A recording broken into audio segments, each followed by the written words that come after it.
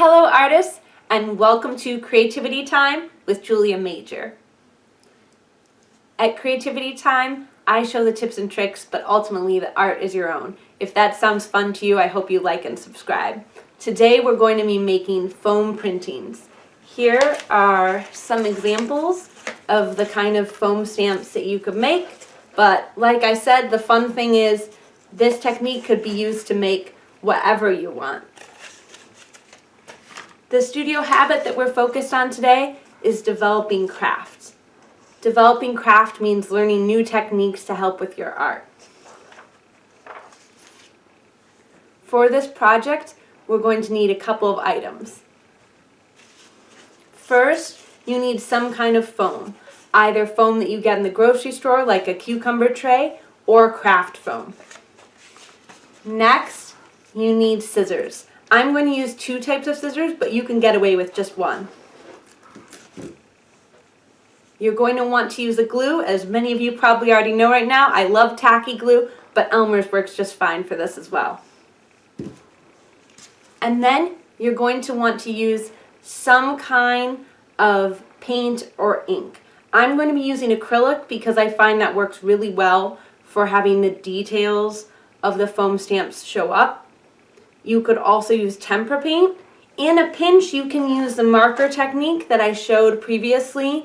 It doesn't have the lines appear in the foam stamps quite as well, but you can get away with it. I also recommend that you have a piece of cardboard so you don't waste your foam as the back of the stamp. You use it just for the stamp itself, and a ballpoint pen to help you carve finer details. Let's get started. We're going to be starting with the cut foam technique. You can use either the craft foam or the grocery store foam for this.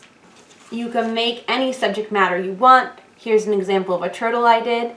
And for this technique, a lot of times you may want it to be like a jigsaw puzzle. The pieces going together to make one larger image, but the breaks making lines that will show up when you print.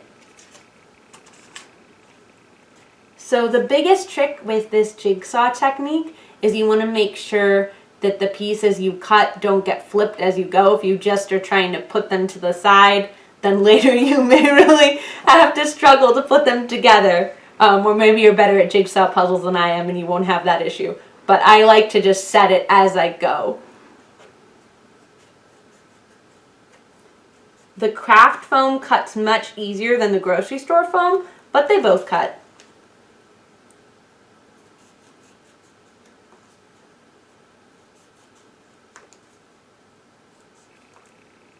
This one flipped.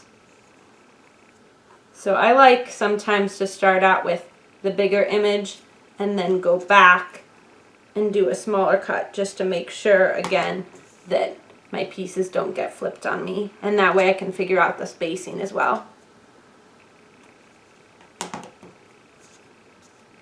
Wherever there is negative space or a blank space in between the foam, that is going to end up the color of your paper. And wherever there's foam is going to be the color of your ink or paint.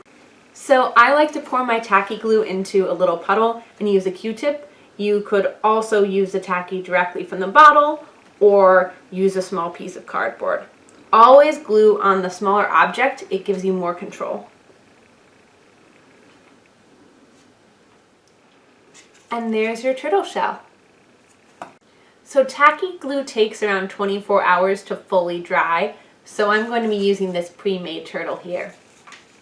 The biggest trick to printmaking, normally it's done with ink traditionally, so when you're using paint you need to make it super thin. So I'm using a piece of cardboard as my palette and just really stretching my paint out. I'm going to be using two colors because it can be really fun to do that. But you absolutely can print make with a single color. If you accidentally grab too much paint somewhere, you can just go back with your brush and take off the extra. Again, you really need less paint than you think you do. I always think, is that enough paint? And if anything, it ends up being too much. Where this cyan and hot pink overlap is going to turn into purple.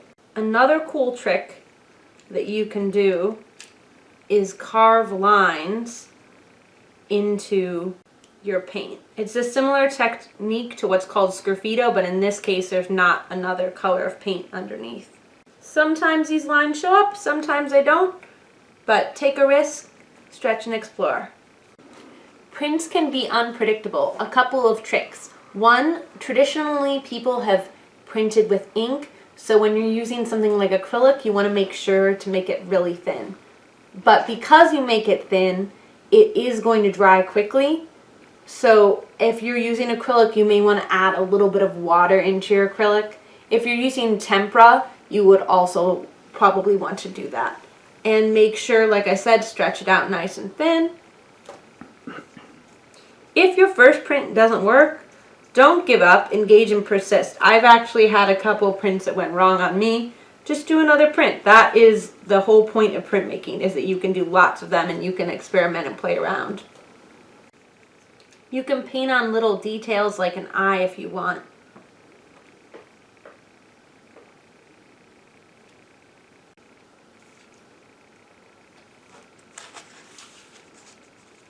I find I tend to get a better print when I put the paper on top. That way there's no chance of dripping and it helps me control the pressure better.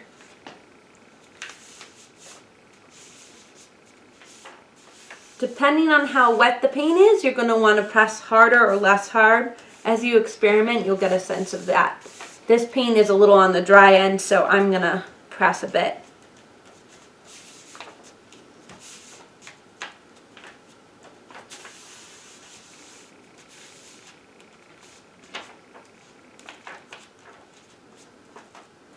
And now for the reveal.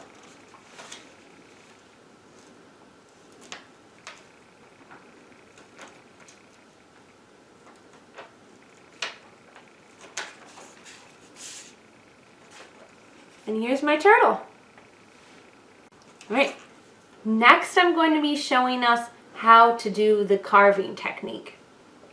So for the carving, if you're doing bigger lines, you're going to want to use the scissors, and for smaller lines, you can use your ballpoint pen.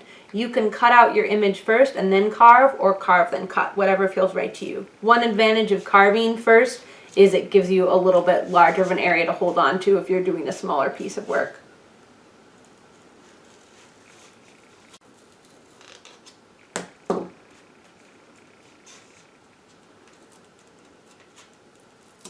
I find that the grocery store foam actually carves a little better, a little more dramatically. However, the craft foam is a bit more exact. So you can play around and see what feels right to you. Here you can see that same kind of design on the craft foam.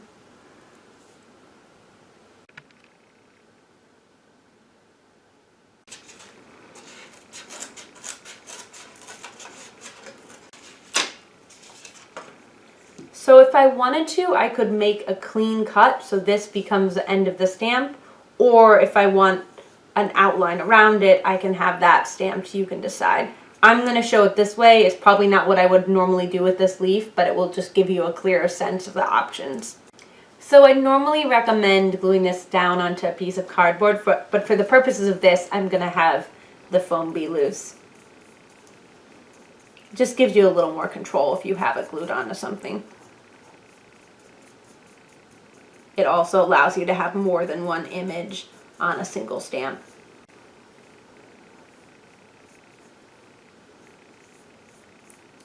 If you put a ton of acrylic onto your image, it will actually start to pool inside of the lines, and instead of being white or whatever the color of your paper is there, it will end up the opposite and be more dramatic and more colorful at the lines. You can play around with that.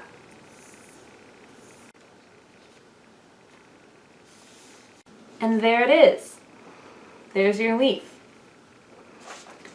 So you can play around with a variety of ways of doing this. Another trick that you can do is you can take your ballpoint pen or some other sort of scraping device and do essentially what is similar to sgraffito you would do this on the stamp. This is dry, so it's not quite working. But you can carve designs into it so that you can change your stamp each time you print it, and those lines will show up.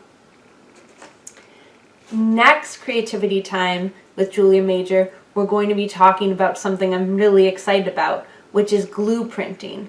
We'll be using some of our foam or cardboard stamps, and you can make a glue print and turn that into a resist. It's really exciting and really fun, and I hope that you will join us. That's all. I hope you have a colorful day.